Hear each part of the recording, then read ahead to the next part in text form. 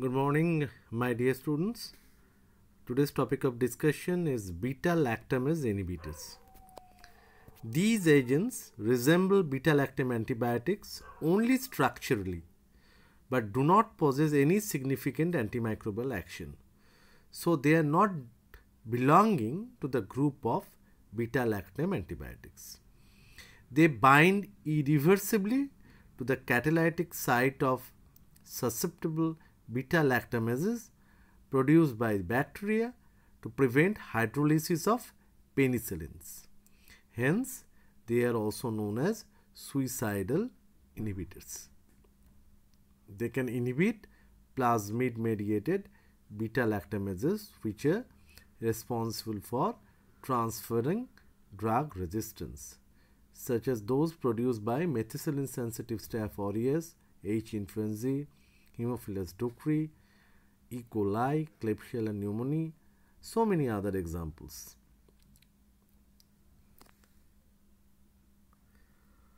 When you will see a microbiological ESBL susceptibility test coming from the Department of Microbiology, you will receive the picture of this drug test like this.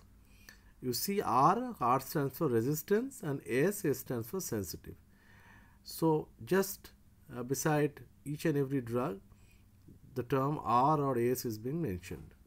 So on the basis of that and thinking about the nature of the organism, you have to select the proper appropriate antibiotic.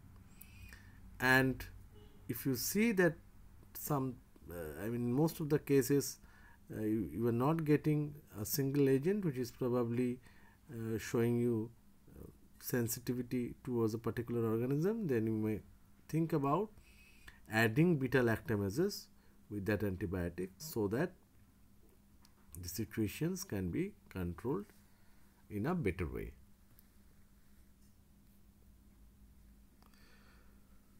So there are basically three beta-lactam inhibitors available in the market. One is clavulanic acid. It is derived from Streptomyces clavigerus, the sulbactam, which is a semi-synthetic preparation, and a tazobactam, structural analog of sulbactam.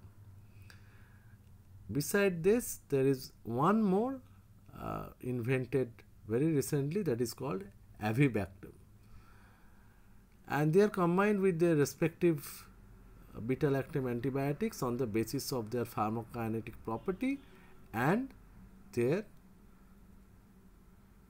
usefulness in a particular clinical trial or in multiple clinical trials. And here in this picture you see the site of penicillinase action where it's breaking the beta-lactam ring, and by breaking the beta-lactam ring it is actually destroying the structure of penicillin group of antibiotics, or rather beta-lactam group of antibiotics. Whereas in the red rectangle, three drugs were mentioned: clavulanic acid, sulbactam and tazobactam. You can add one more, avibactam, with that. All four of them are basically inhibiting this penicillinase enzyme, and by inhibiting they themselves are being hydrolyzed, and they themselves are not being used in the future. So it's a kind of suicidal inhibition, but they are also not allowing penicillinase to act on that particular beta-lactam ring. Beta-lactamases were first discovered in 1940 and originally termed as penicillinase. There are short-acting beta-lactamase formation, and then these enzymes hydrolyze the beta-lactam ring, deactivating the drug, but are not covalently bound to the drug at protein bindings, penicillin binding protein site.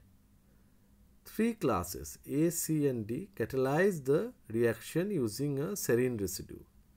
The B class of metallo-beta-lactamases catalyze the reaction using zinc. So these are the differences between different types of classes of beta-lactamases which are used for various purpose.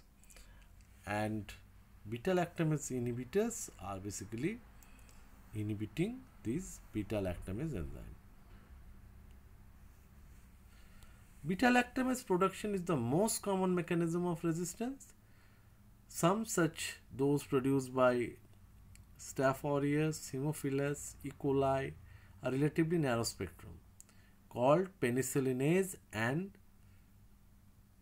cephalosporinase. Other beta-lactamases produced by Pseudomonas aeruginosa and Enterobacter and extended spectrum hydrolyze both cephalosporins and penicillins.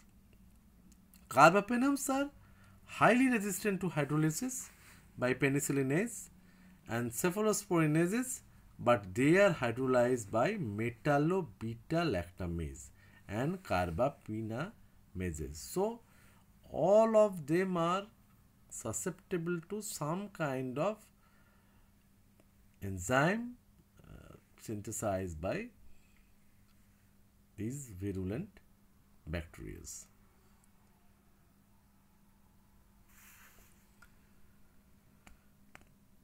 Beta-lactamase inhibitors currently available in 3 clinical form. One I have added, that is avibactam with that, which are combined with beta-lactams and it is produced through fermentation. These molecules bind irreversibly to beta-lactamase but do not have good activity against penicillin binding proteins. The rings are modified to break open after acylating the enzyme. Addition of clavulanic acid with penicillin or amoxicillin is probably the most common formulations used in the clinical practice. So let's see which are the common combinations used in our common day clinical practice. The aminopenicillins, amoxicillin and clavulanic acid combination, where the amoxicillin is the beta-lactam antibiotic, clavulanic acid is basically a beta-lactamase inhibitor, ampicillin and sulbactam. This is again the ampicillin is the antibiotic, sulbactam is the beta-lactamase inhibitor. The extended spectrum penicillins like piperacillin, which is combined with tazobactam, ticaracillin, which is combined with clavulanate.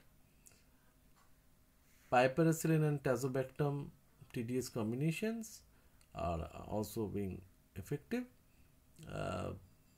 in a dose of thrice daily regimen. And beside this, there is another combination, that is ceftazidime and avibactam.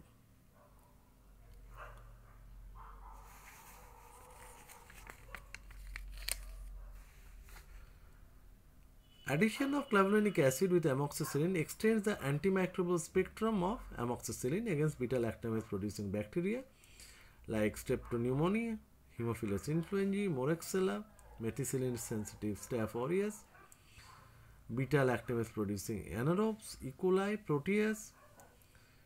All beta-lactamase inhibitor combinations require dose adjustment in patients with renal insufficiency because they are excreted via kidney. And all these combinations, ampicillin, sulbactam, amoxicillin, clavulanate, piperacillin, tazobactam, all of them are fixed dose combinations.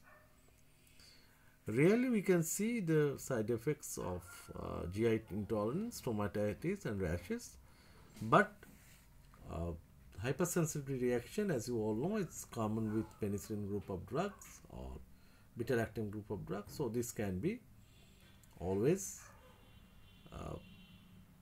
anticipated while prescribing this kind of formulation.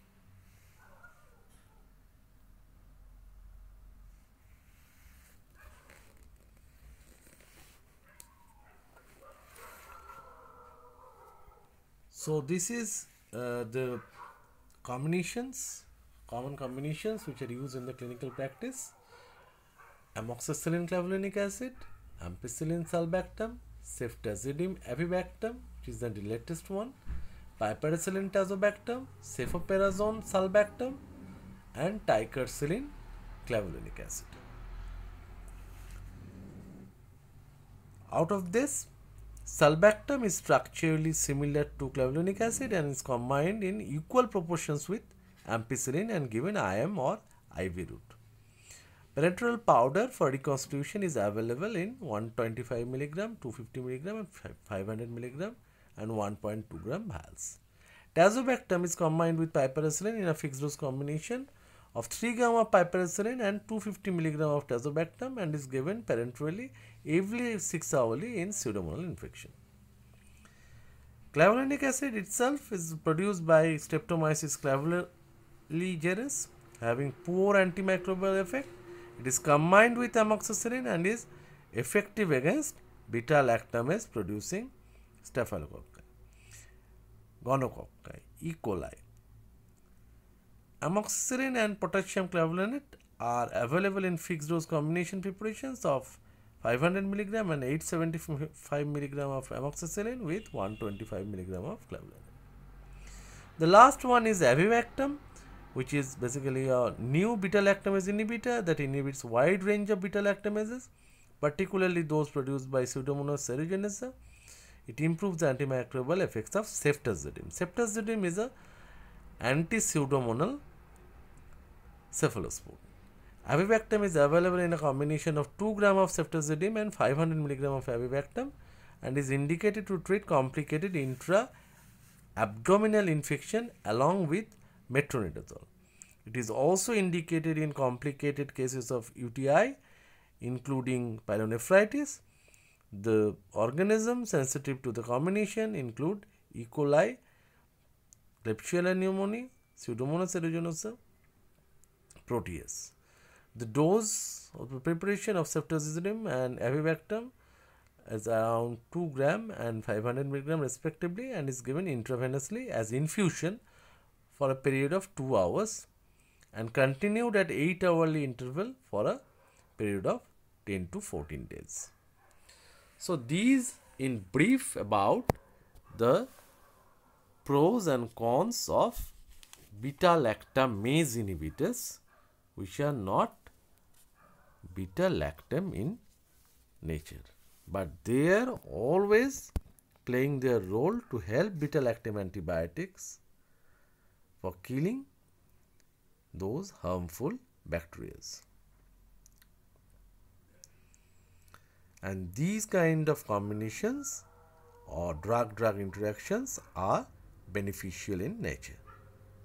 So that's the end of this presentation, and wait till the next one coming after a few days.